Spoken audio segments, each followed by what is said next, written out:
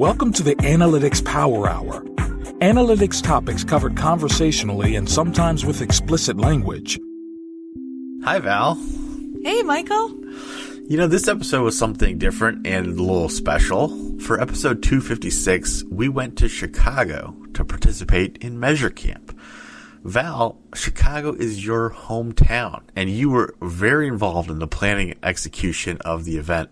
I mean, besides great pizza, what were we all doing in Chicago? I was so excited for all of us co-hosts to come together for the first time in my hometown, where we did enjoy some great Chicago pizza. And we were able to participate in the day of Chicago MeasureCamp, our inaugural Chicago MeasureCamp. And we were so excited. We had over 200 people come together. It really kind of felt like a homecoming / a great meeting of a lot of analytics professionals in Chicago that I had never gotten to meet before. But the Analytics Power Hour had a special role in the day. So for each of the sessions at MeasureCamp and on the cards on the board, we had a question that we posed to our listeners, and we asked them to come to a recording room with us to hop on the mic with the Analytics Power Hour to share their responses to various questions about our industry and the way we work and think about our role. And we got to chat a little bit, which is super fun because we don't always get a chance to chat with our listeners, especially on the mic. Yeah, and some of the answers we got back were so great. And then at the end of the day, we got to do a quick get together with everyone to recap the day. And so, without further ado, here's episode 256. All right. Thanks for hopping on the mic. So what was one of your most embarrassing #analytics fails in your career, and what did you learn from it? So maybe introduce yourself and then answer the question. Absolutely. Thanks so much for having me. So just as an introduction, my name is Pauline Gainsbloom. I'm a senior manager of analytics at Publicis Sapiens. And I would say my most embarrassing fail was very early on in my career, where I got pulled in to help with some BD work, and everyone else was out on vacation. Literally, my manager, all the senior analysts were out, and they were like, who is left in the office to help us with this data question? And what they needed was a forecast. So I had to figure out how to forecast something. I don't know. So I Googled it and came up with what I could. And at the end of the pitch or whatever it was, they kind of asked me to retrace my steps and explain my process. Oh no. Which is where I found I had hard-coded some numbers. No idea why I hard-coded them, but they were supposed to be dynamic. And I realized that the forecast was mainly junk, but they still used it. And I don't think they won the pitch, but it was a good learning experience for me to be able to explain my process and to double check for those little things like having a space in the wrong place or having hard-coded numbers where they're supposed to be dynamic. Oh, well, hopefully those are learning for the sales team too, to make sure that there was someone available to do that before. And not the junior analyst on the team. Yeah. It does feel like there's a tendency for BD to sometimes be like, anything, sure, you can drop in to do anything. We just need something fill the that gap. Looks right. Yeah, that's I was going to ask whether they won the pitch. I was going to ask if you remembered who the pitch was, too, because I'm now cycling through a few where I got dropped in way over my head thinking, did not win Sears. Did not win. No. Wow. Okay, my name is Merritt Aho. I am a digital analyst at Breeze Airways, and I have almost too many to name, but we'll start with one that happened at MeasureCamp. So this is the first MeasureCamp in Austin, Texas, and shortly before it, I had started getting into simulation work with data. It was a really good way, by the way, for anyone to learn about how test statistics work is by simulating actual data. Anyways, I was doing some specific research on false positives, and I was uncovering some really interesting stuff to me, and so I decided to do a MeasureCamp session. This is my first MeasureCamp too. And I presented in front of a good audience, and no one questioned anything. Matt Gershoff was even in there. Oh, right? Oh, no. No one said anything. I'm sure he was stewing, but long story short, it was wrong. What I presented was dead wrong. So you're here in Chicago to basically, this is your make amends, this is your correction, your correction. Yeah. So I presented the wrong data. No one said, Matt didn't even say it. Matt was probably being polite. He was probably restraining himself. But I didn't realize it until I was going to publish a blog post that was based on the stuff that I presented, and someone else corrected my work. Or pointed out a flaw, said that their simulations were different, and I went back and checked the math, and yep. But can I ask, if I recall, because you're kind of the person who, I mean, not just to me, but to many people, kind of, because you use simulations when you're trying to figure out understanding sequential testing, right? Because that now I see it coming up more and more often. Is that stuff still posted in various places? Probably somewhere. Blog I would posts. challenge. Yeah. So, I don't know where that one might have. Yeah, I don't know what CXL.com maybe. I can't remember exactly where you presented it. May have been when we were. But I corrected it before I went to publish. Okay, that's good. The lesson learned there is have other people review your work. Very useful, even though it's sometimes hard to expose yourself like that. Especially there are some very loud critics out there, but it's pretty useful. I learned a lot from it. That's a good one. That's interesting. We've had another question that was a little bit of another response that was kind of a get a second set of eyes on it is good. Always I like it. Away. Yeah. You're looking for the blessing, like that's great, and more often than not, they're going to be like, well, that might have a problem, small or large. So. What is it? Twinham's law, where if it's interesting, it's probably wrong. Right? No, I don't know. I mean, I felt that Twinham. Okay. Yeah. Awesome. All right. Well, hello. I'm Josh Silverbauer. I'm the head of analytics at From the Future, and just like musical analytics songwriter, dude. Too.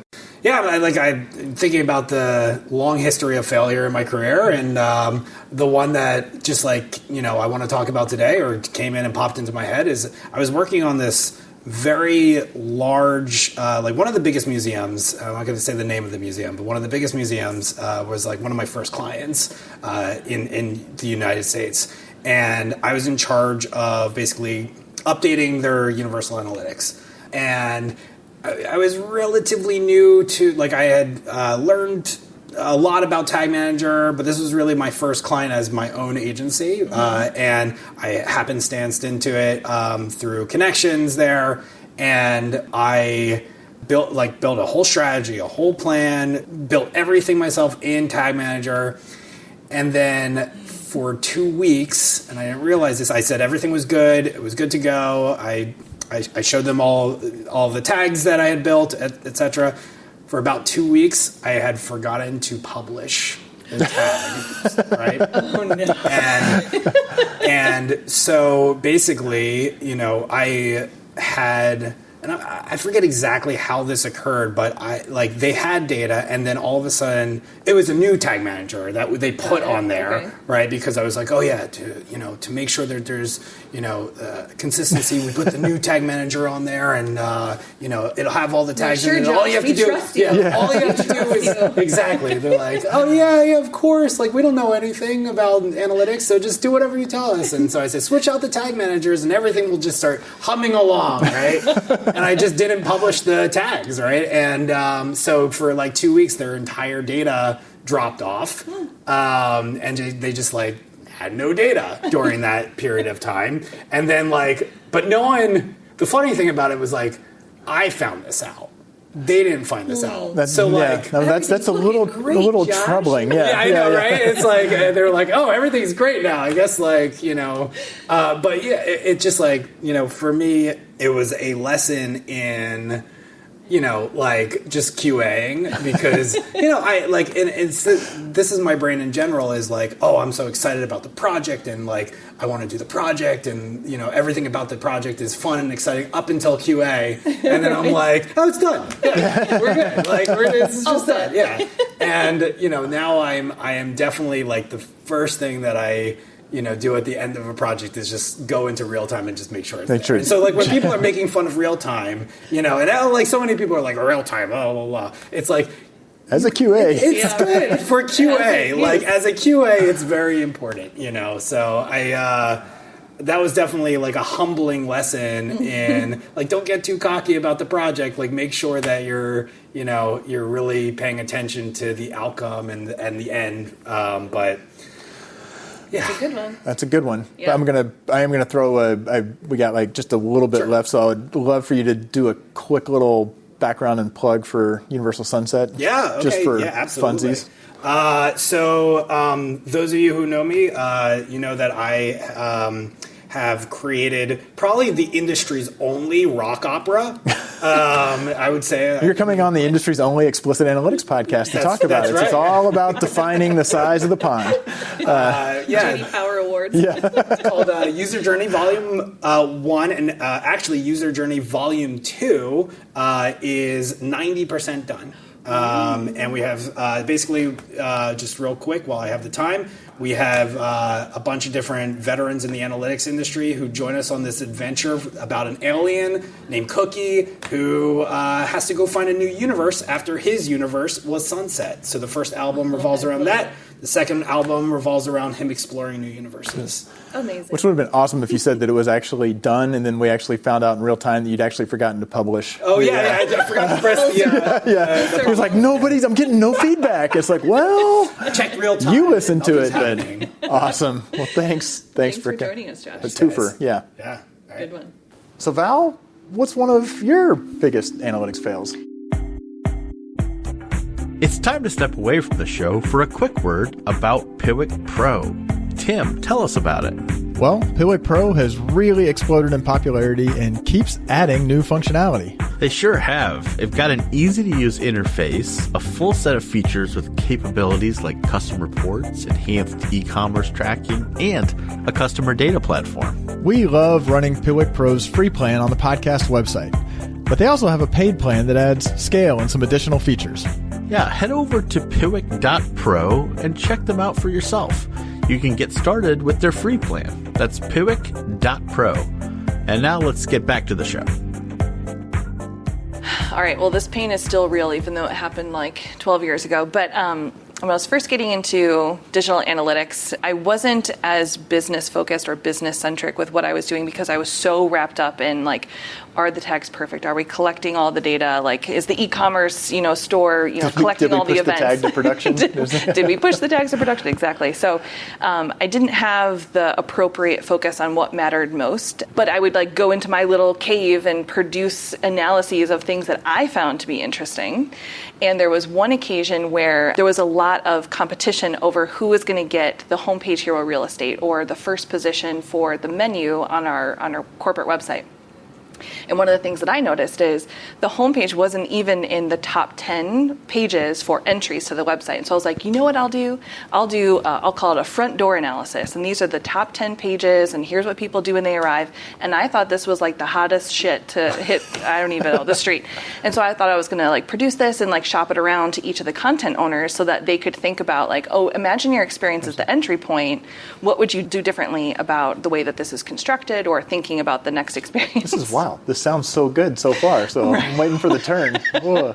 So I poured an exorbitant amount of time into this analysis, and my team was really excited about it too. And so we go into these meetings thinking that people are going to be like high-fiving us, doing like cartwheels down the hallway, like, oh, thank you so much. What did we do before you shared this analysis? No one cared. No one cared. There was one meeting where I knew my stakeholder really liked printed materials. This was an association, and it was about 12 years ago. So I printed the deck for everyone in the room.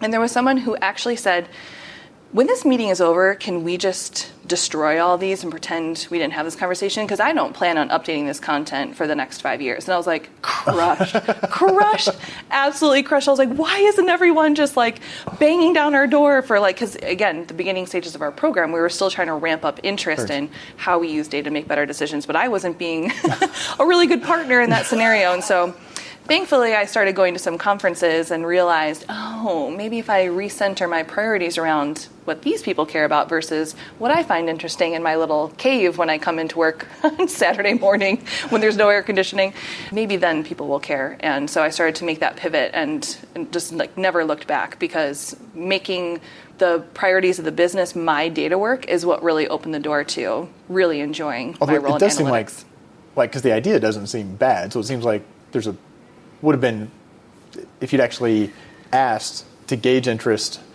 to see if somebody perked up And they might have if they weren't already looking at the results. So, Yeah. Well, the thing is that Yeah. only one person really cared about the competition. Like everyone just felt like, oh, well, mine's the most important, so like I don't really care anyways. Like I don't.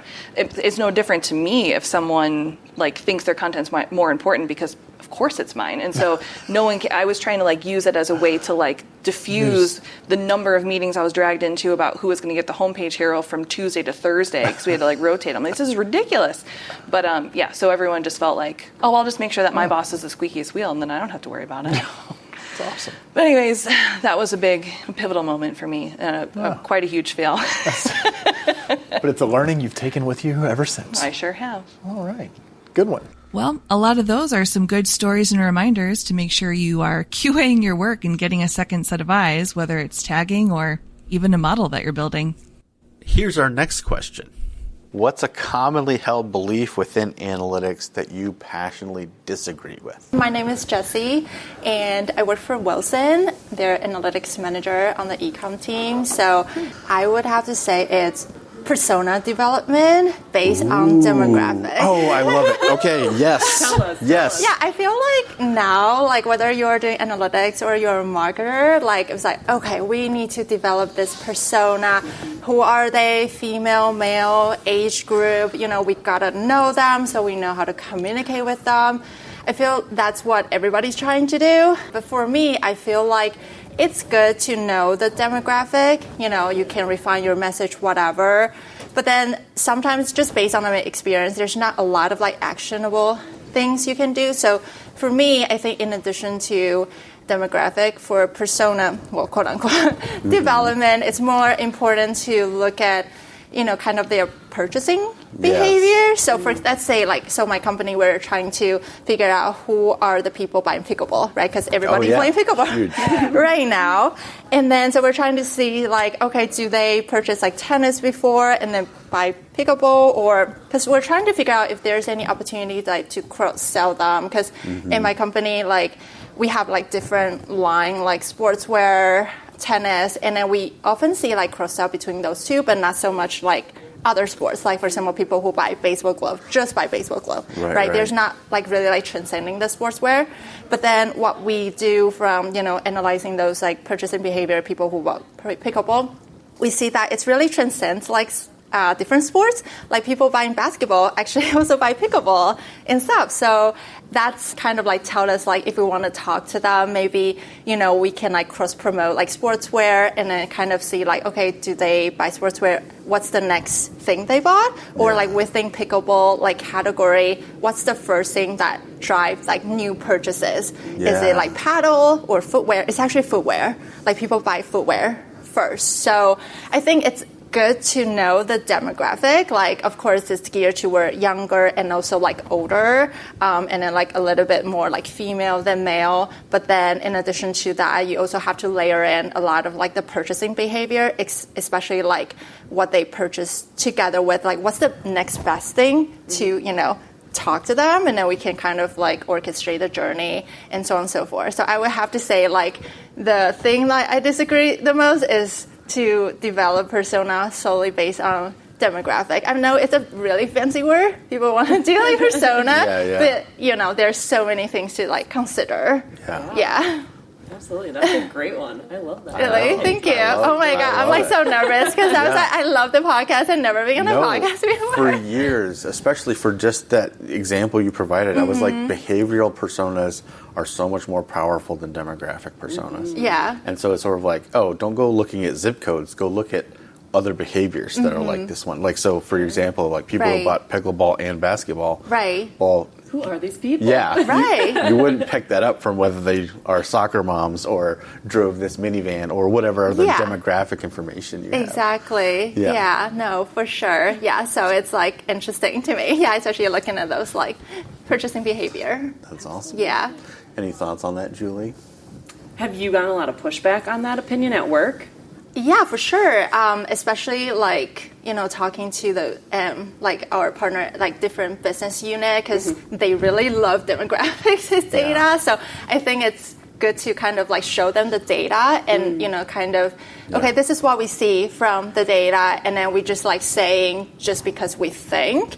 And so I think, definitely, walking them through the data, help them understand is definitely help to, have a smoother conversation and stuff. Yeah, and we're just trying to evangelize more, like using the data with different BU. For example, this is pickleball, and then we also do some analysis on, for example, baseball glove, right? Like, what are the person's behavior? Do they buying the same position baseball glove, and then do they, buy more custom glove later? Like, just trying to understand kind of the first, second, third purchase, and then we can orchestrate the journey. But it's never easy, because we talk about data, but then people like to believe what they think. So they have those assumptions, and they expect people to behave a certain way or fit in a certain demographic, and then you're kind of like, let's just see what they do, which is awesome. That is awesome. Well, Jessie, thank you so much for being on the show. It was so great to talk with you. Thank you so much. All right. I am Jen Kuntz. I am a principal analytics architect at 33 Sticks, and I had written down a few because there are quite a few. Let's get into it. So I am presenting later today, partially because I just have some passionate feelings about the way the industry is talking about cookies and consent and server-side tag management. The language that we're using and the expectations that we are setting are off. So I'll save that for my presentation later. Tim reminded me that for a while I was it doesn't matter which tool set you have, that if you have the right people and the right processes, you're going to get value out of it. I'll admit I've walked back a little bit on that over the years as GA4 has gotten bigger and bigger, that maybe the tool does matter some. The tool definitely contributes on some level. Not as much as most tool vendors would necessarily want you to believe it does. Yeah. But I think these days one of my biggest things is just we need to stop buying so many tools and focus on the ones that we already have and getting them working properly and getting value out of them. Because if your 3 analysts who are stretched between 5 tools that aren't getting enough value, buying the 6th tool that you think will be valuable is not going to make the difference. It's just going to stretch them thinner. So unless you have the resources for it, I think most people still need to work on building their strong foundation before they go on to the bigger, fancier stuff. Yeah, it always shocks me how a lot of businesses don't put the effort into mastering the tool sets they've actually invested in.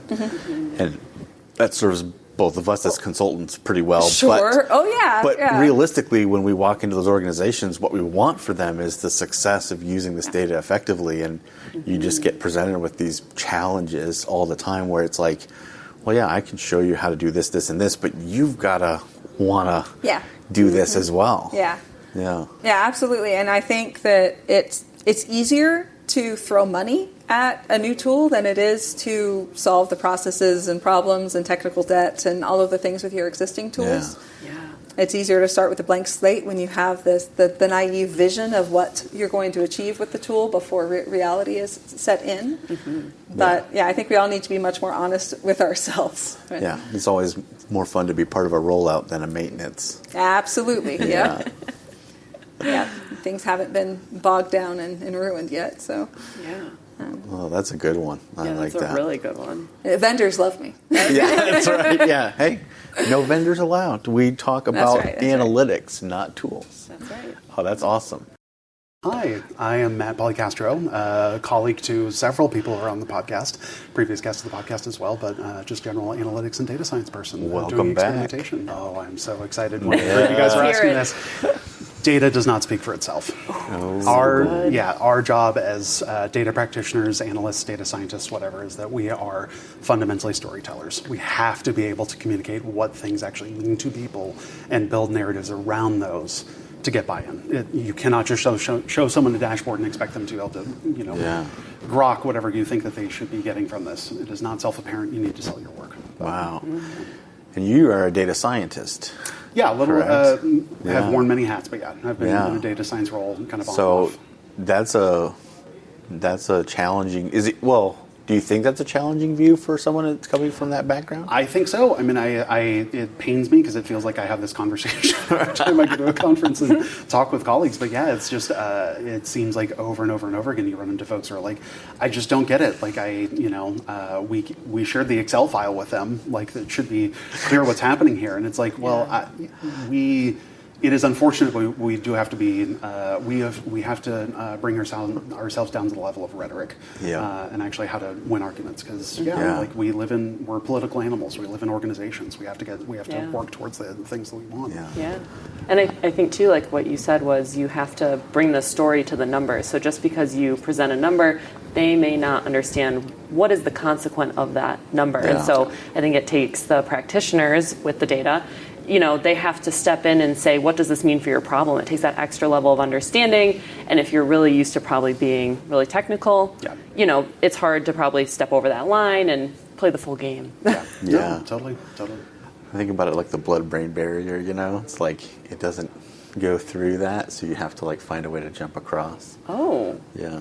I don't know if that's a good analogy or not. I don't know. Well, I mean, it's like it's also fascinating because it's like, I mean, for many of us, we're in the quantitative space and we work extensively with quantitative data. But like, there are many types of information that we can get access to. There's qualitative data, there's user feedback, there's voice of customer stuff, and you can see situations where say rogue UX architect gets one piece of feedback somewhere, that's right, and then 3 months later, it's like the CEO is like parroting this back, and it's like, what? Hold on, like how did this get here? This is affecting like maybe 3-4 people like a quarter, and yet this is now something where it's like, okay, well now we have a scope of work to actually go focus on this, and it's like, how did we get here? And that's again, it's like that questions of scope and questions of severity, like that stuff doesn't necessarily make itself apparent or self-apparent. Well, and qualitative data can be so powerful because it is a story in and of itself, right? If you watch a user struggle with something in a user study or something, it's very powerful.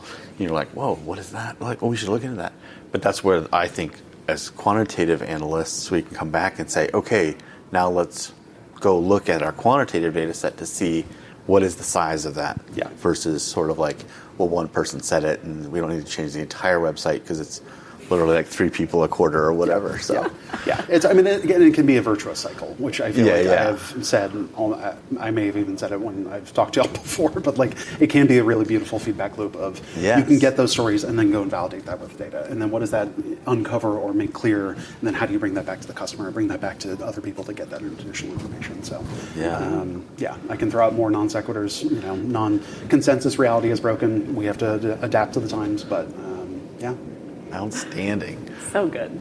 Wow. Those responses couldn't have been more different from each other, and it gave me a lot to think about, especially Jessie's persona hot take. I mean, it's so obvious now that she said it, but it's definitely one that I think the whole industry hasn't come around to yet. Absolutely. Awesome. All right. And here's our next question. Can you please tell us about a book or podcast that has nothing to do with data or analytics that's had a profound impact on your career or the way you think about a problem? Sure. So my name's Heather Gassman. Interestingly, as a little tidbit, I am in a book club that reads like 4 books a month with Wendy Greco, Adam's wife. But one of the books we read was called The Measure, which actually sounds like it might be a little analytical. It's not at all, but it was really interesting in how I thought about my life, because in this book, everyone starts receiving a piece of paper, and it's essentially a certain length. When you're 21, you get this piece of paper, and people are trying to figure out what is this strange delivery of a piece of paper, and what does it mean, and what they come to mean, I'm giving a little bit away, but is that it's the length of your life. Ooh. So some people decide that they don't want to open the box because, they turn 21 after this has been, revealed as to what it is. Some people definitely want to open the box because then they're going to decide, well, how do I spend my life? If I only have this much time, I need to, live it to the fullest. So you know what other people's piece of paper sizes are as like a comparison. They actually did all this, scientific treatments on the thing to figure it out. And it really does come down to this is how much time you have. So I just think it's a really, really interesting concept and a really great book to talk to others about.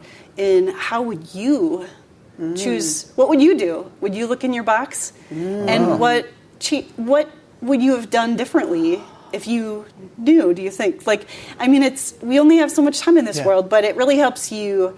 Sort of like. Do you really want to spend your time optimizing those paid search keywords? Absolutely. So I just think it's a good one to put on your to-read list, especially if you're in a book club. I am in a book club, and now I'm going to have to look it up and make. Does your book club do 4 books a month? No, we do 1 a month. We're normal. Not everybody does the 4, but it's just the really nerdy ones. So wow. So yeah. And then what's your second book? The second book there was just a chapter related, and it was, I think I misread the topic when I came up with these books, but there's the book called Wellness that's actually set in Chicagoland, so that was kind of fun for me to see the locations of Chicagoland, and maybe would be fun for your fellow MeasureCamp attendees. It's like, what's the one about the Chicago Fair and the serial killer? Devil in the White City. Devil in the White City. That's another good one, Eric Larson. Can't apply that to analytics, I don't think. But no, probably not. But yeah, he does have a new one out. But anyways, the wellness book is a really long one, so not for the faint of heart. But there's a whole chapter that I thought was super interesting on the Facebook algorithm. So in the book, the character has a really terrible relationship with his dad. And his dad starts getting all this Facebook stuff and essentially going down a rabbit hole of believing all sorts of things are going to happen that really aren't true. So it's total fiction. It's not at all based on reality. Oh, this is a fictional book, but actually I think the author did quite a lot of research, and it was interesting to me. I mean, as all of us use Facebook, and I personally have spent a lot of time in my measurement career in the world of search engines and recommendations engines. So I thought that was a really fun, way to kind of build it into a story that helps the common man, if you will, understand how Facebook decides to show one person one thing and how you can get really caught up in fake news, if you will, because it keeps trying to feed you more and more of what you already looked at and already consumed. But it's kind of interesting. Thanks so much for stopping by. Hello, my name is Perlet Miteva, and I am currently what I call a world explorer, as I am taking an extra long sabbatical from working in analytics, which I was in for over a decade. So I have a book suggestion that had a very, very big impact on me personally, and I will tell you also how it's relevant to analytics in kind of like adjacent manner. So the book is Die with Zero, and I should have been more prepared. I did not get who the author is, so just Google it. It's it's there. It's available as audiobook if you're too lazy to actually read it. And it made a very, very big impact on me personally, more from the perspective of kind of evaluating your life and your life choices and how that should be affecting what you do right now in your life. From the perspective of, at a high level, hey, really what you can do in your 20s, you probably cannot do in your 70s. So if you go and decide to jump off a parachute, you probably want to do that in your 20s, 30s, or early 40s, and not when you're in your 60s, 70s, or 80s. So the book does a very good job in really helping you evaluate what you're doing with your life now and what you should do now versus later, and how it made an impact on my analytics. Is the die with zero no regrets or no? You zero can't take things it with left you? on your list, maybe. No, it's zero money. Zero, okay. Yeah, because you it's can't actually, take it with you. Yes, Okay. it's also very connected to the whole idea of financial independence and where you should be, but also not that you should just be saving forever. You should live now. You should live for the moment, and you should be spending at different decades or kind of in a bundle of 5 to 10 years together. How it's relevant to analytics, I would say, is it also gave me a very different perspective of work and working with people within the company. So I was in a corporate for the longest time, basically pretty much my whole life. And just reading the book, getting to the point where I was also closer to my own financial independence, gave me the perspective of just like really not caring as much and not being as committed and kind of giving crap about what other people are thinking. So actually in my last job, in my analytics work, a lot of what my team heard from me often was kind of, what are they going to do? Fire me? And just from that perspective and being able to kind of push in different directions, push for what I wanted, push for what I thought was right for my team was very, very valuable. Basically becoming braver and becoming more focused on things that I really liked, the things that I knew that my team liked, and pushing in that direction and not just blindly following. It's like, oh, I'm told to do this, so I should execute exactly how I'm being told. And pushing that boundary was really, really helpful because in a way it opened up my career, my opportunities to actually speak up, and my opportunities to teach my teams to speak up. My girlfriend and I have Post-its on our computers that say chutzpah. And chutzpah is about that, right? It's about like doing the brave thing that feels intuitive to you, but sometimes like the consequences might have held you back, or trying to think about what those consequences are versus like actually being brave to do the right thing. I'm wondering when you read the book, because I feel like as long as I've known you, I can't imagine anyone actually telling you what to do, or at least not doing it twice. But believe it or not, it got even worse after. Okay. Awesome. Well, I like that. Was a great answer. Mo, I'm going to take this opportunity. You've brought it up many times, but I'm going to challenge you to actually equate it to why it's useful for analytics. But the Acquired podcast, which is long form and talking about businesses, and you're sucked into it, and you're constantly referencing it. Can you tie it to how data and analytics? Yeah, which I think could be the management or the management of teams and or. Okay, so the reason I like it is because it's almost like a book. Because the podcast episodes are like 3 to 4 hours, you're really delving deep. I think what I get the most value out of it is seeing about company cultures, which is something that's really important to me. Like, how do you drive high performance? How do you move fast and not like burn everyone out? Like, how do you, I guess, what makes great companies great? But then at the end, there's like obviously the stories of when companies IPO, and I find that really interesting. Like the whole, how they got investment when they go to IPO, what was like, they know the stat about everything, about how many shops they had, what their capex was, like they just know every single detail. And so they go through that. And then at the end, they analyze the company, and they analyze, like they have a whole framework for it, which someone else will know that off the top of their head that I don't. But what sets that company apart, like in terms of either their financial performance or the factors that differentiate their brand from their competitors and that sort of stuff. So I think the thing is, like, as I'm growing in my career, the reality is I definitely do less data work, but you're actually having strategic discussions a lot more. And so it's more about what are ways of thinking that can help me with those strategic discussions. Like, I obviously still want to use data to inform those decisions, but there are often like things we can adopt, right? Well, it seems like also, because you're at how much has Canva grown since you've been there? That's putting you on the spot, but 10x. 10x, yeah. And exactly 10x. So I think it was 500 people when I started. I haven't listened to as many episodes of it, but they kind of go through like the Nike one's one I listened to, and NVIDIA, where it's like they go through sort of the growth and evolution that, like, sometimes I feel like we think, like right now, our company is going to be very similar tomorrow as they were yesterday, as they are today. But recognizing that there's an evolution, there's not one magical path. There are decisions that don't work out. It seems like I wasn't seeding that. As you were giving that answer, I was like, oh yeah, but she's like living through one of the stories that very much could be an acquired episode at some point down the road.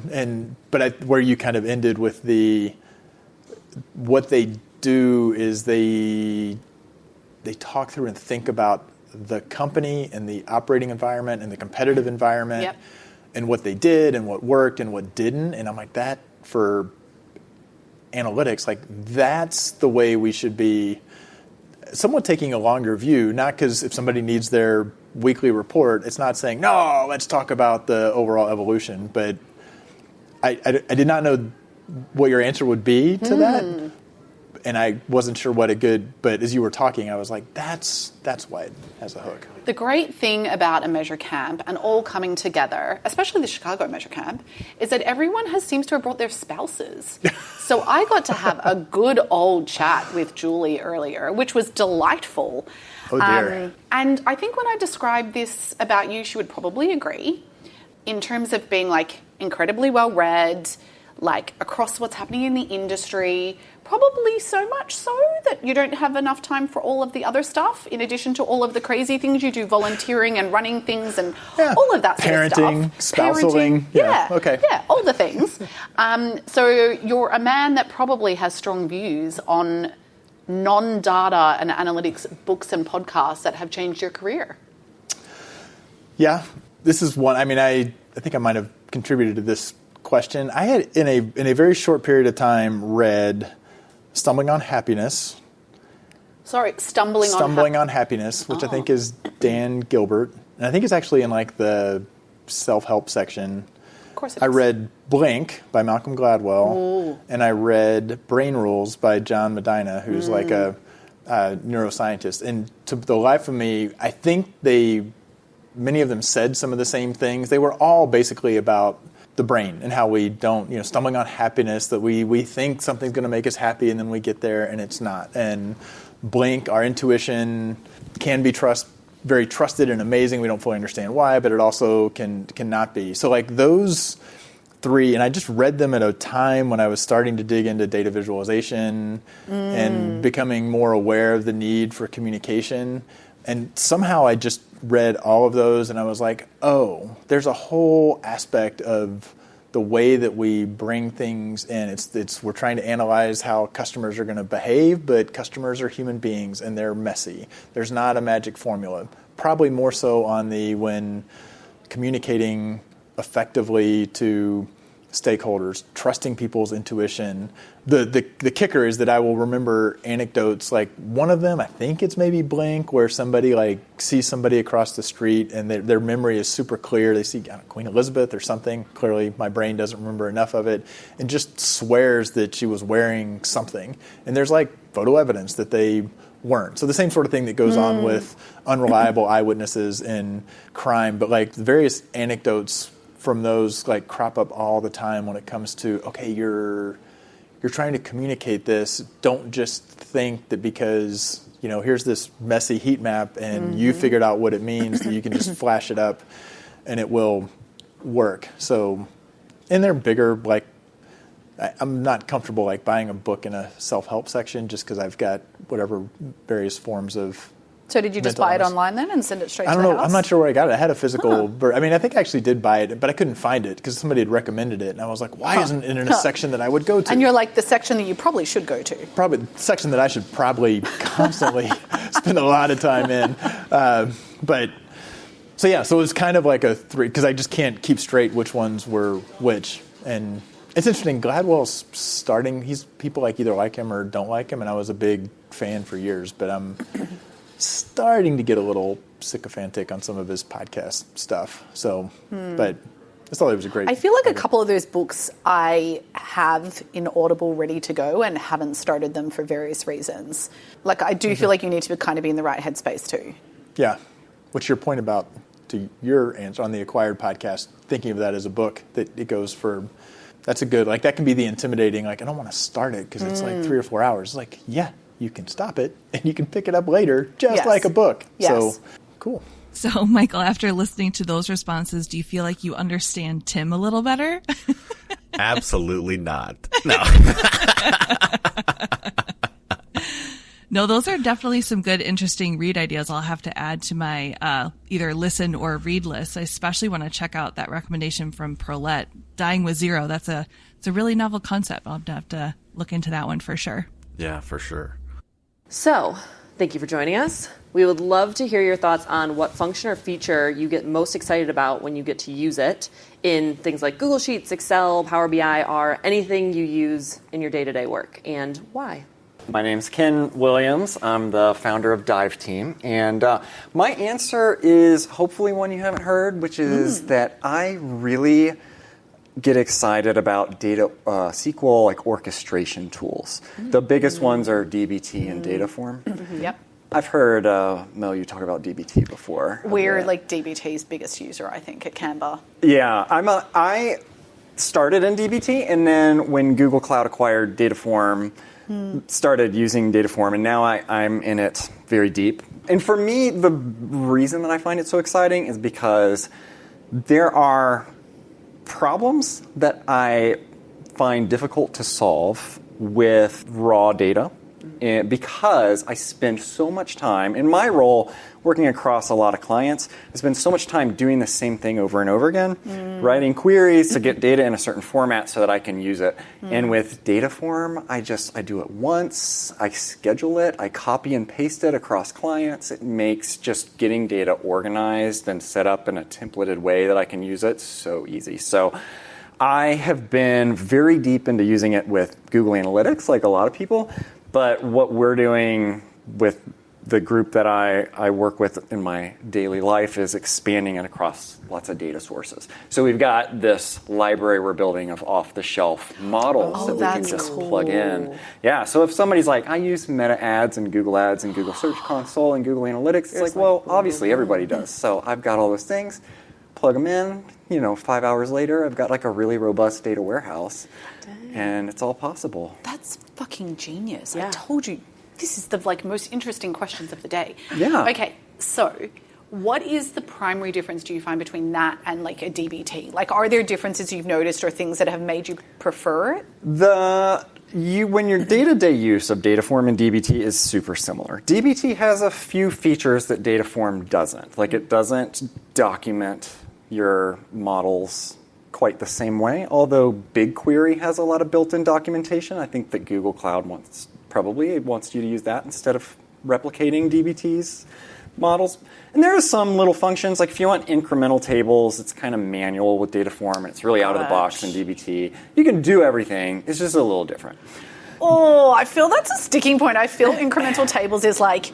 It's the whole thing. The most important use case. It is there in Dataform, but you have to write a little block of JavaScript. And okay, it's just a bit nigglier. It's harder to do. Yeah, okay. Exactly. And it's harder to do in 5 lines of JavaScript. Isn't that hard to do? But it's, you have to know what you're doing.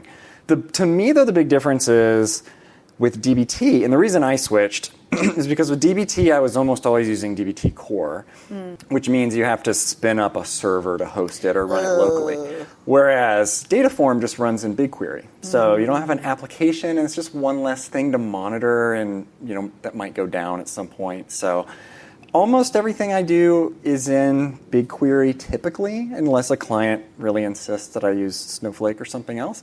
So it's just very convenient. If I'm already in BigQuery, I might as well just spin up Dataform. So that's my answer. Man.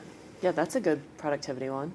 And you don't find that you have to customize it very often? Like the sources, your library of sources is pretty robust now, where you really are like, I'm just pulling things off the shelf. I wouldn't say we're there yet. That's hopefully. So we do... we have found that if we spend a lot of time in a data source, it gets more mature over time. And so the way that Google Analytics is really complicated. And there are a lot of people who have built models and made them open source. And we've learned a lot from different people, but we've kind of taken other people's ideas and put it into a format for us that's very easy to edit the things that need editing. So some different people track different custom dimensions, so we've made that as easy as possible. We've pulled that out in a separate thing. You don't have to get in and modify the core code when you want to change that. It's it's like a separate thing. So stuff like that. But it's not. It gets you 80% of the way there. It doesn't get you 100% of the way there. 80%'s big. So 80%'s a lot. And in the world that we're talking about too, we used to charge lots of money for lots of time to do lots of custom work, and we can do things super quick now. Nice. Well, thanks for sharing the tips with us. You're welcome. Cool. So my name is Adam Bowker. I'm a director at Rico for Digital Analytics. And one of the hacks that I've found to be really useful is if you're dealing with a mix on your team of very technical people, there's often a gulf between people who are either end users or fairly technical end users that might know some Excel or maybe a little bit of SQL, but not a lot, versus the very technical people in R or Python or SQL. And often you have needs for the less technical people to still be able to interact deeply with, tables in your data warehouse or something. And one way that we've found that was really helpful for that is to just use Google Sheets into BigQuery, because you can just use those as tables. So you can put line level data security on it. You can do a little bit of that. But if you want, end user marketers who are dealing with campaign codes, or they have a specific list of things they want to analyze in some other table. A lot of BI tools aren't good at integrating lists of 20 or 100 or 1,000 values into something else. So it's a really easy way to quickly get friendly user data into BigQuery in this case, but I think there's probably other connectors too. So it's just been a nice way to just get from a spreadsheet to SQL and allow your SQL engineers to then do your actual functionality. And is this something you're doing from the sheet side to say, hey, push it into BigQuery? Or like, you say can a do it marketer both makes ways. it and you then, can do it both ways. Okay. So you can have a table or a query that just populates into Sheets, or you can just say to BigQuery, this sheet is a table, and then anything you change in the sheet will be updated in the table. Wow. So you don't have to give them insert or update privileges for them to be able to do that. And the bit that I actually love the most about this is the opposite of what you've said. Okay. So you've talked about basically making the data that's in the sheet available to your engineers, right? Yes.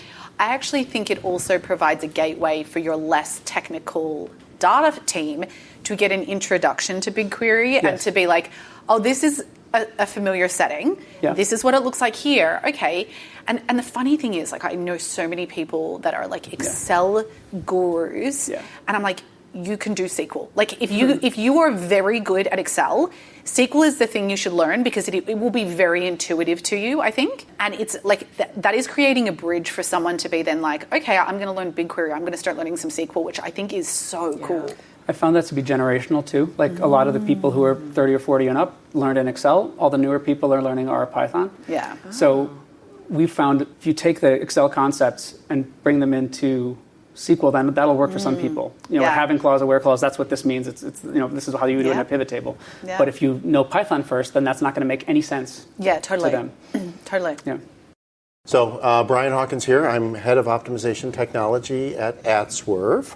To answer the question, this is a feature related to GA4 where when they deprecated Optimize, their internal testing solution, rather than put a new testing solution in place, they opened up a new service, a new utility, a new API, where any third-party testing solution can natively integrate with GA4.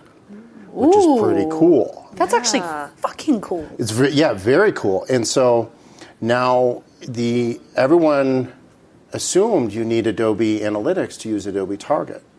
And so what we built is, and it opened the door wide open for MeasureCamp to support any testing solution with native APIs, the ability to create audiences. And so what this service that Google does is basically creates a special API where you can pass an event, and then you can automatically create audiences within GA4 via programmatically. And so this is my favorite, most exciting thing, because now anyone that's using GA4 can use Adobe Target and just out of the box turnkey. And it's very similar to what Adobe Target and Adobe Analytics have, where there's like a native integration, basically stitching and aligning visitor IDs. But it's also cool from my standpoint because MeasureCamp has always been, we got lots and lots of Adobe customers, but now we have several GA4 customers. And now, folks are coming to us talking to us like A/B Tasty or, other testing solutions that's using GA4 as their native reporting source. And so it sounds like you're really taking advantage of this feature. Do you feel that others in the industry know enough about it, or do you feel like it's not Like, it's kind of, is it a known, or is it still a little unknown? I think it's a little still unknown because it's really got opportunity way beyond testing. So this was something that Google did with Optimizely, with Convert, and I think A/B Tasty. A/B Tasty initially, before releasing it open to everyone. So those 3 vendors had it, but a lot of companies are still relying on the handoff from the testing solution client side to this, whereas this integration service basically automates audiences. As soon as it sees an event, it creates the audiences in GA4 for analysis, and it flows into BigQuery. Oh, that's nice. Which is really slick. Yeah. And so the Adobe Target community, because it creates audiences automatically within GA4 and then in a BigQuery, those in the Adobe community can use those audiences in advertising, which that's an activation layer that the Adobe Target community hasn't historically had. Amazing. Such a good one. Hey everyone, I'm Krista Seiden from KS Digital. So I'm going to talk about Google Analytics 4. And the thing that I find most exciting about GA4, I probably say that all the time. I love this. It's my favorite feature. But I think the thing that I find most exciting is the ability to customize any report you want and then customize your left nav to meet your business's reporting needs. So you could never do that before in GA. And now you can, for example, if the primary metric of an out-of-the-box report is not what your company looks at, you can change that primary metric. Or you can make a whole new report collection that is just a regional-based or a team-based type report collection in your left-hand nav. So I think it's really flexible, really cool. So previously it was all like preset, and you had to choose like from boxed up solutions versus like now you literally make your own kind of navigation. Exactly, yeah. So you still have the out-of-the-box thing that's like set up when you install Google Analytics, but you can totally change it and customize it and make it your own, or make it, what's going to be the best solution for your organization. Nice. That feels like you can probably make it a lot lower pressure too for newer people to the tool. It's probably a lot less overwhelming to be like, I have to look through the whole list and know what I need to pull out. Yeah, totally. I think there's positive and negative to it, right? Like, you can do almost anything you want, so you can make the reports that you want to need, but you have to know that you can do that, which not everybody knows. And then second, it's, not an insignificant amount of work to completely customize your account. But especially if you're a larger company and you want to set up reports for various groups and whatnot, if you have that kind of like admin function, you have somebody you're kind of responsible for really setting it up and making it the most useful for your company, you can totally do that. That's so cool. And you obviously are seeing like what different companies are doing through your work. What are some of the main things that people customize? Like, what are you seeing happen? Yeah, so I think one of the biggest complaints people have about GA4 is that there are no views like we had in Universal Analytics. So you used to be able to have like a view for your European traffic, a view for your US traffic, a view for your product team, a view for your marketing team. Okay. So we don't have that in GA4 anymore. Everything is property based, but you can make collections of reports that are filtered down or edited to just be for certain use cases. So you can kind of back your way into that use case to have certain areas of the UI that are dedicated to different teams or different needs. So my name is Fred Pike. I'm a managing director at Northwoods, an agency in Milwaukee, and I lead the GA and GTM practice area. And my favorite tip is about GTM, which is my frickin' favorite Google product ever. So hands down. So there are 2 things I do. I know you said only one, but 2 is better than 1, right? Yeah. Yeah. We love an extra. We love a twofer. We love a twofer in Analytics Hour. So one thing is every time I create a tag, I create a custom parameter called tag_name, and then include the name of the tag. And the reason that's useful. You look skeptical. I'm like, it's been a while since I opened GTM, so I'm like, we're going to cut this guy. No. Okay. I think I know where you're going. So the reason it's useful is because when you're debugging and you're looking at an event name, you don't know where that's come from unless the tag name is associated with it. So many times I'm trying to figure out where the heck did this tag come from, or did this event come from?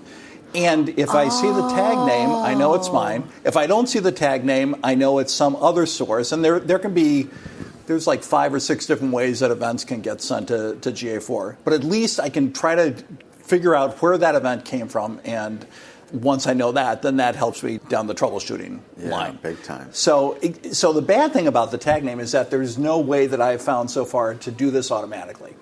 And so you have to remember, okay, I'm going to add it, I'm going to copy the name of the tag, and I'm going to paste that in my parameter field, my value field. And so if you don't do that, then you're going to get bad information because it'll default to the Google config tag if you don't give it the proper name. So that's the downside of it. But if you're consistent, it's really helpful. Now, for the people like me who haven't used GTM or even GA in a very long time, have I got it right that so you're putting it in the custom dimension because the tag, there could be multiple tags that fire for each event, or if I'm trying to figure out how you wouldn't know the tag's name and how it relates to the event. So that's a great question. You would think that the tag name would relate to the event name. Yeah. So like add to cart, and the tag name says add to cart. Yeah. But for add to cart, that's probably the case. But many times people say, oh, the tag name is we're going to do the dog conversion or something, and the event name is something totally different. Yeah. Form submission, or There's whatever. Just a real lack of taxonomical control sometimes in creating implementations. And that happens a lot. And especially if you walk into an implementation that's not your own. Exactly. Right? So you walk in as a consultant and you start fixing stuff, and one of the first things you're doing is trying to figure out, well, how is this event even firing? Right. And you go back in and dig it out of GTM. Yeah. And one of the things you can do in GA4 is in the admin section, you can modify or create events based on the other events coming in. And I hate that. It works at the browser level. It doesn't work at the server level. And so there's all types of problems with that.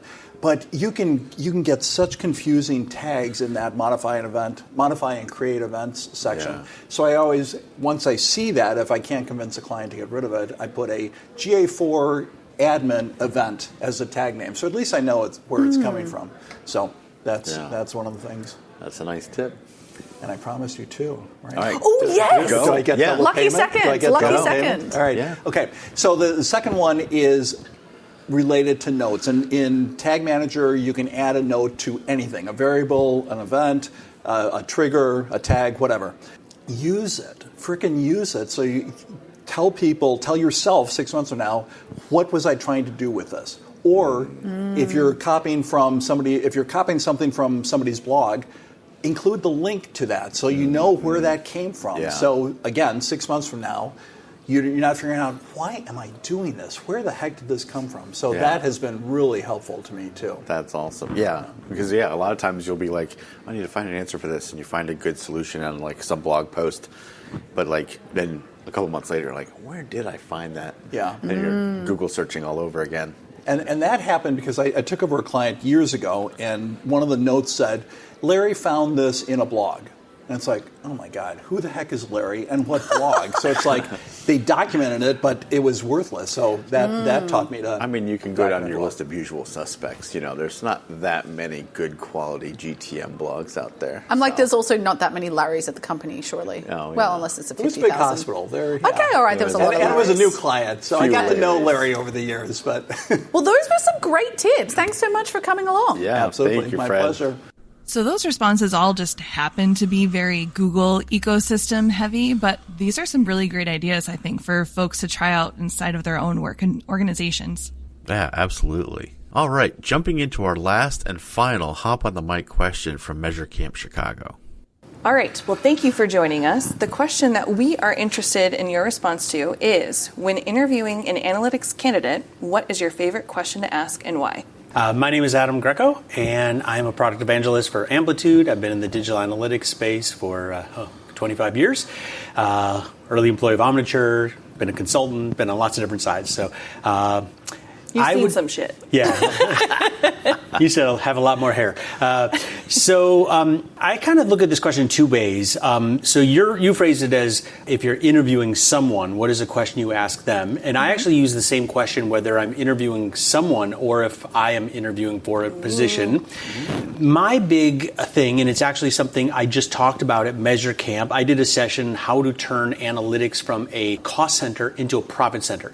And so the question that I like to ask an interviewee, or if I'm interviewing, is to basically say, can you show me examples of where you have turned data not just into insights, but can you point to specific things that have changed on the website or mobile app that wouldn't have changed unless someone had figured that out through data? So as an interviewer, I want to understand, does a person who I'm interviewing really have experience not just running reports, but actually saying, here's a way I could show you that I found data, I figured out an insight, we decided this is a change to make, and 6 months later, here was the cost that we either saved the company or the incremental revenue we drove. And if I'm interviewing for a company, which at my age I don't do as much, I want to ask the team that I'm interviewing into, are you a cost center or a profit center? And if you say you're a profit center and everyone loves our analytics team, then show me examples of where you have done the same thing.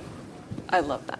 Yeah, I love that. That's nice. One of my first roles in digital analytics, we were like borrowing and stealing resources from other teams to run experiments and things like that. So one of the ways that we really got the UX designers and some of the graphic designers really excited is to add onto their portfolio some of the outcome numbers, some of the but what did this do for the business? And so it was like, sure, that was beautiful imagery, like those fonts, like chef's kiss. However, what did it do for the business? And that's what actually got them really excited to partner with us. So I think that question, where they're asking on either side, really inspires something that's very insightful about the experience you or that candidate is about to have at that organization. Yeah.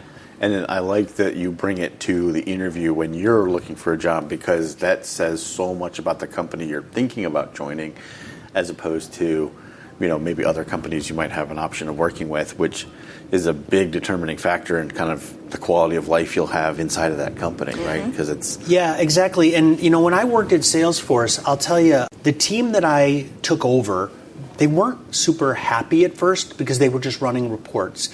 And I basically, either once a month or once every 2 weeks, I said, listen, I know this is going to sound crazy, but I actually want you to go work at home, and this is way before COVID.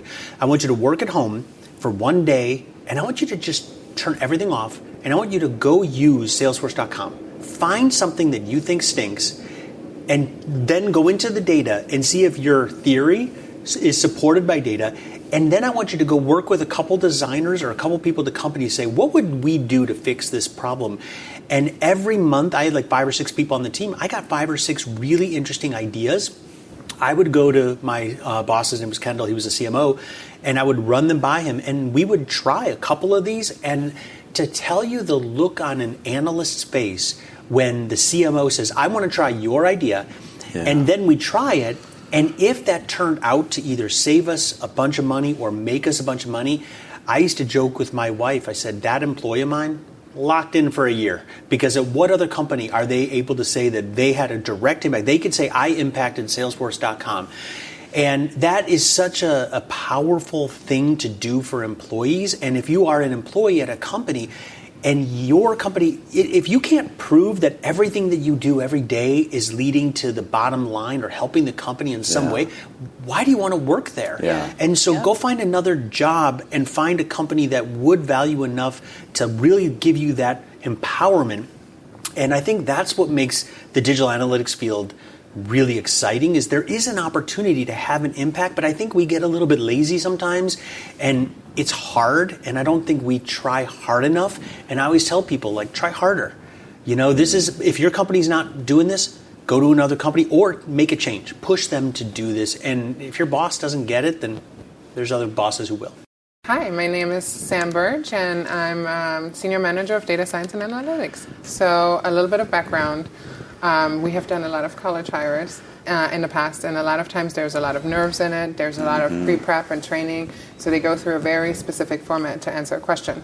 So over the years, I've actually picked 2 questions, if that's okay. Yes, we'll allow it. Well, thank you. No. Because one is more at the beginning of the interview to break the ice, which is tell me something you're really proud of. Can be in your school life, can be in your work life, philanthropy. A project that got you really excited, and can you just walk me through that? Nice. So just opening up and getting them comfortable. Getting them to talk about something that is really great. And then if they continue to interview and I'm on the fence, the interview is a little stilted, they're going through a process, you're not getting all the detail, I hit them with a curveball. And I either ask them about Halloween or I ask them about one of their favorite sports or holidays.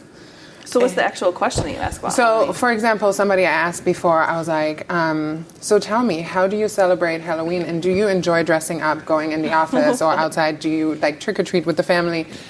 And I feel like it kind of diffuses the moment for a second, and they get excited and they talk about this, or ask them like, what's your favorite holiday and what do you really love about it? Like, what makes this the time of year that you enjoy the most? And I take it away, and then I try one more on-point question about the job, and then I usually have the lay of the land if it was nerves or something else, or if it was really just not a good fit. Yeah, not a good fit. That. I love the first question because a lot of times in an interview process, I'm really looking for what I call is like watching people spark. So like what pops, and so if I can get that moment in that interview, I'm like, okay, I finally learned something about you.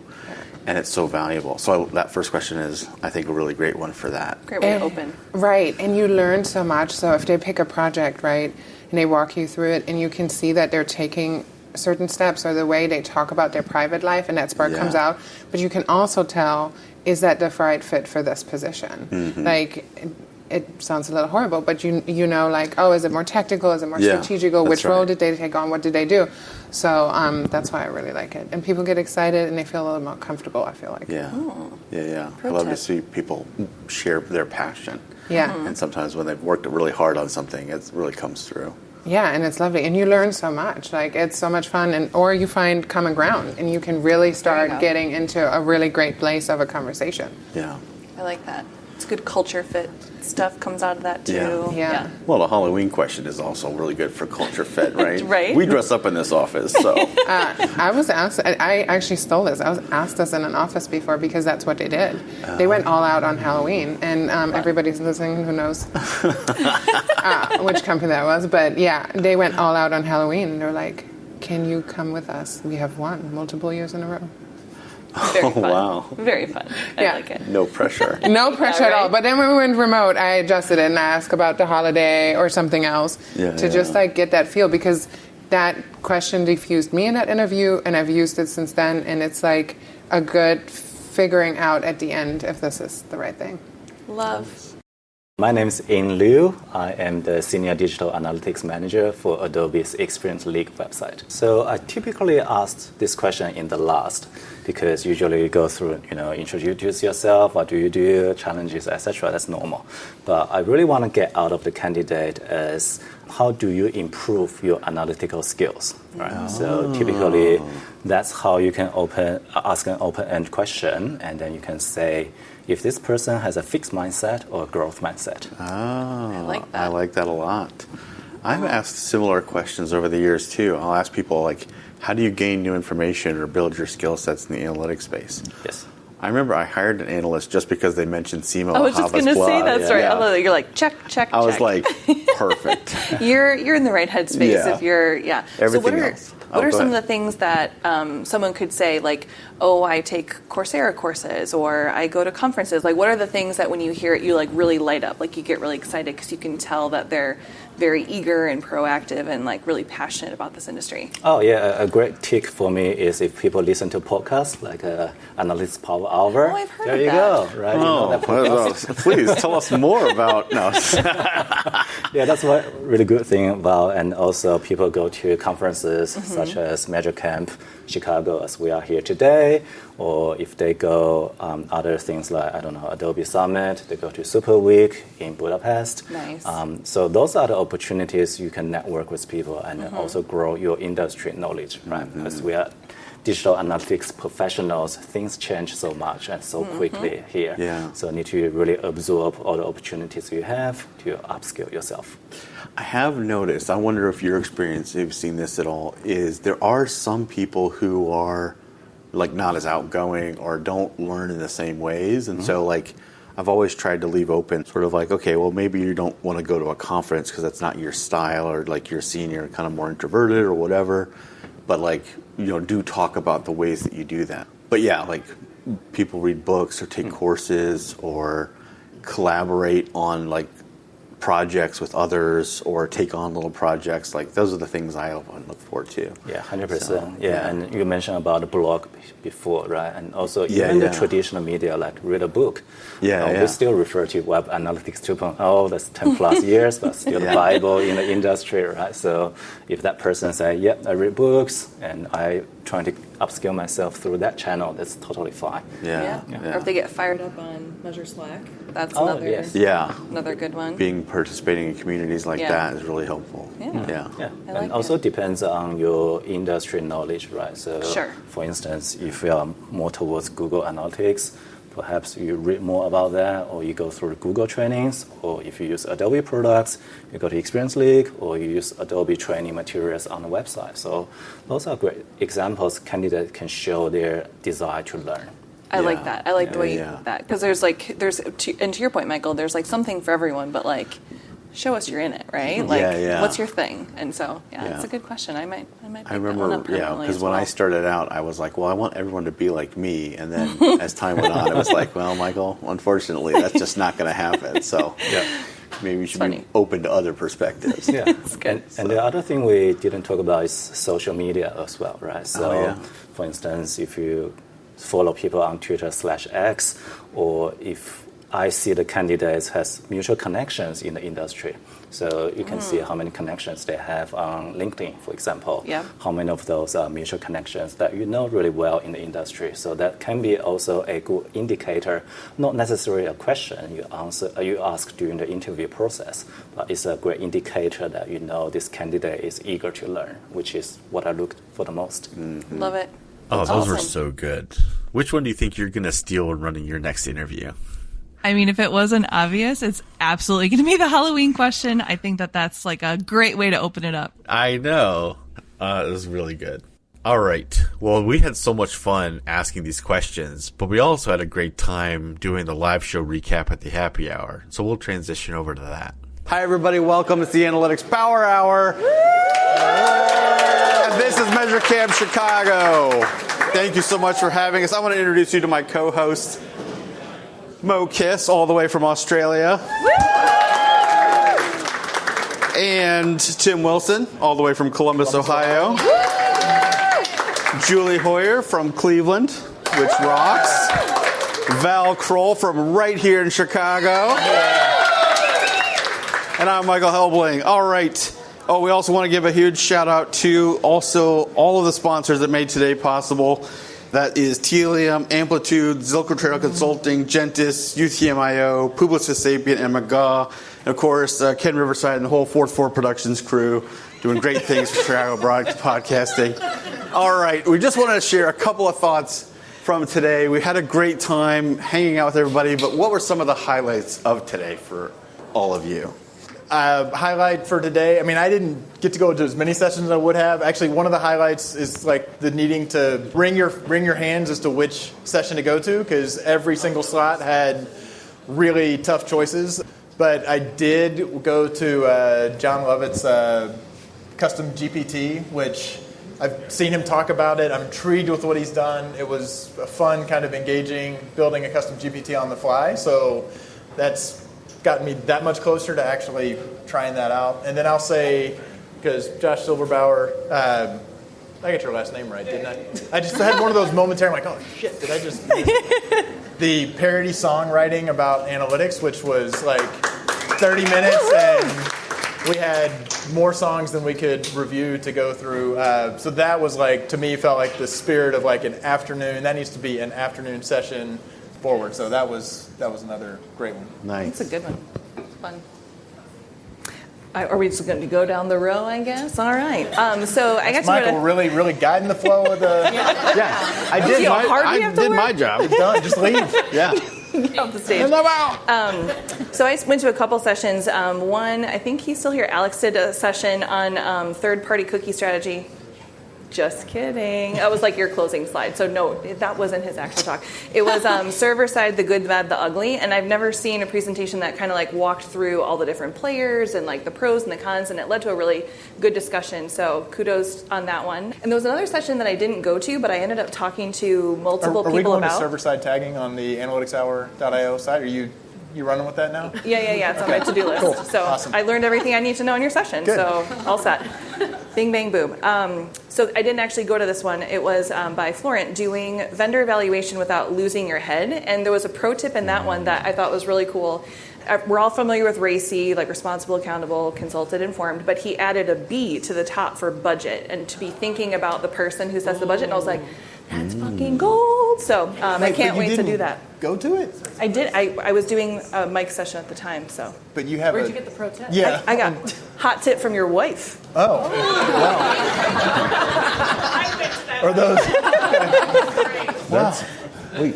So it was good. I was like, There's a lot going through here that I could say that probably does not need to be on the mic. Julie almost did a session today. I don't know if you guys know, but the Thank board, you to everyone who filled up the boards. if the board didn't get filled up by the end of the second session, and she has the card to prove it, she's pulling it out. It was going to be called. Married to Tim Wilson, 30 years. Ask me anything. Which I would like to point out. I'll go ahead and give you the feedback now. Honey, we're recording this. You're not on the mic. Married so to Tim Wilson for 30 years. It was. Ask her anything. That's right. That's right. The topic was, I've been married to Tim Wilson for 30 years, ask me anything. And the description was, if you know, you know. So next year it might be, well, I was married to Tim for 30 years. Oh my God, so good. So good. Yeah. So for me, look, I have a really bad habit. I have been to many, many Measure Camps. Actually, I help on the one in Sydney. There's a whole crew of us organising it coming up. No sales pitches. It's a free event. Anyway, I love Measure Camp, but I actually just, this is kind of why I'm part of the podcast, love hanging out and not always going to sessions. You will normally find me just hitting people up, mainly asking for career advice or hitting people up with my work problems. But to be honest, just the nicest bit is today has felt like a reunion.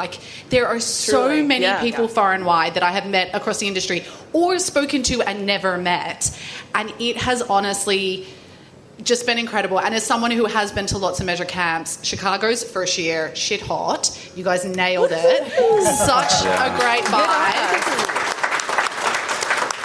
Super, super fun. So yeah, just loved all the breakout sessions and can't wait to have some drinks and then we can really talk about the good stuff. Yeah. Oh, sorry. Shit hot is good in Aussie. I think like real good. in America Real it's good, hot real shit, good. But Yeah, we flip it. Yeah. Okay, good. All right, so can you guys hear me okay? I didn't check my mic. Okay, so I got to go to 2 sessions in between our recording, which I'm really happy with the ones I got to attend. There were so many that I wanted to try to get to. The first one I went to was Human-Centered Design for AI with Gina Grant. And it was so good. I feel like we talk about ethics in AI a lot and the biases that we know are there. But I felt like this presentation was so good at giving a tactical way of trying to get there, right? We always talk about the outcome of being ethical and not biased and understanding and making sure we use it responsibly. And starting with the human-centered design, it was, understand, ideate, synthesize, prototype, implement. And it was all about reflecting on your assumptions ahead of time, saying what was the outcome you wanted, who do you need to design it for, think of the people that you didn't say you wanted to design it for, and would they still be involved, talking about how it's an iterative process. And I just thought the examples that were given too were so great. There were projects that she did with students. Some of them were really cool apps about for lawyers and things, and it was just really inspiring what they were able to do with AI and the way that they actually approached thinking through designing these AI tools and agents and things like that. So thought it was a really, really great and inspiring session. And then the other one that I was able to go to and loved was The Emperor Has No Clothes with Jen Koons. I want to do that one It too. was wonderful. It's one of those talks too where I felt like you have that niggling feeling at the back of your head when you talk about those topics. And then when she started, it was oh, yes, that's exactly how I would describe it. It's kind of all this wishy-washy, nothing's really clear, but it's really important. And it seems so obvious now, but when she said, cookies don't equal tracking, it was very much like a light bulb moment. I'm I can't wait to use that. It's so simple, so good. So that was the other one that I liked. You took notes? I did. Did you take them on your phone? Yeah. Fucking millennials. How do you do that? I don't know. I listened and I typed. Yeah. I have two things. But two things. Good. Hold your fire, Tim. Okay. There's many generations for you to be mad at. So first, I got to attend Mo's session today, which I really enjoyed, and especially there was a section there where Mo talked about how important it is to deliver feedback and deliver it directly as a people leader, and I thought that was just a really great and underrated point, and so really appreciated hearing that.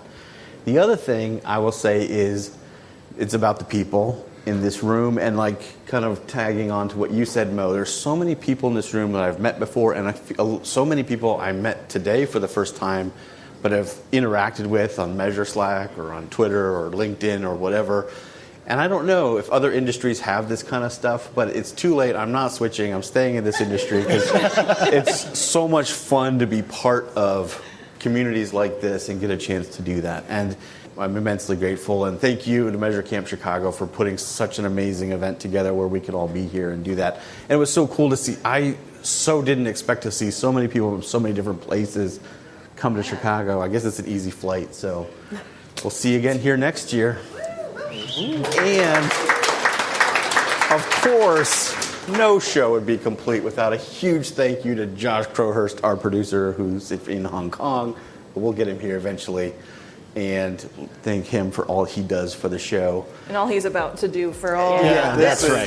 This will be a little bit of a process. The worst edit of any no show shortage we've of ever good had. outtakes. And, of course, I think I speak for all of my co-hosts when I tell all of you in Chicago, eat deep dish pizza, keep analyzing. Thanks for listening. Let's keep the conversation going with your comments, suggestions, and questions on Twitter at @AnalyticsHour, on the web at analyticshour.io, our LinkedIn group, and the Measure Chat Slack group. Music for the podcast by Josh Crowhurst. So smart guys wanted to fit in, so they made up a term called analytics. Analytics don't work. Do the analytics say go for it no matter who's going for it?